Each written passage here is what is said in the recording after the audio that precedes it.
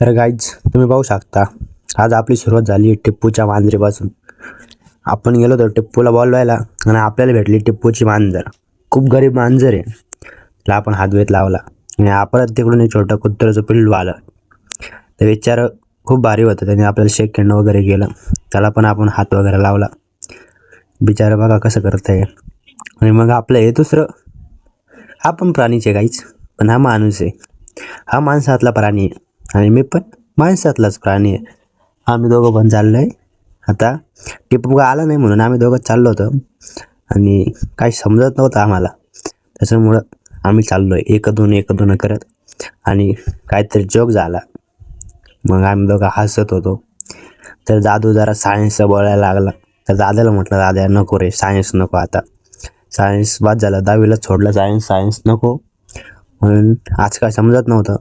आणि आज आहे ना, आमच्याकडे लय पोरं खेळायला आले होते. एक 7 ते 8 मुलं आले होते डायरेक्ट. म्हणजे आम्ही त्यांच्यात खेळायला झालो का ते आमच्यात खेळायला आले, तर मला हेच समजत नव्हतं. तुम्ही कंटिन्यू बघा, आता तुम्हाला कळलं मग ते मुलं कोण कोण होते.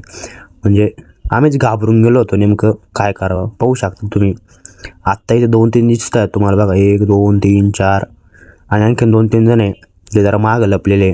आम्ही पाहू शकता तिकडून भैया आणि अनिकेत दोघं जण आरडत होते की मला ब्लॉगमध्ये घ्या, आम्हाला ब्लॉगमध्ये घ्या. मग शेवटच्याला थोडं ब्लॉगमध्ये घेतलं, पण नंतर ते दोघं गायब झाले. पाहू शकता तुम्ही. मी काय म्हणतो, 10वी नंतर कॉमर्स घेतलं पाहिजे, सायन्स घेतलं पाहिजे. कॉमर्स घेतलं बाय अनिकेत. 10वी नंतर कॉमर्स घेतलं बाय. अजून 2 पेपर राहतील लगेच पुढे कॉमर्सचा.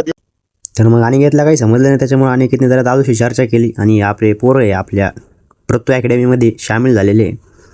तर पाहू शकता अशा प्रकारे आज मी लय खुश आहे. आणि अशा तऱ्हेने आपला ब्लॉग आता संपतोय. धन्यवाद गाईज.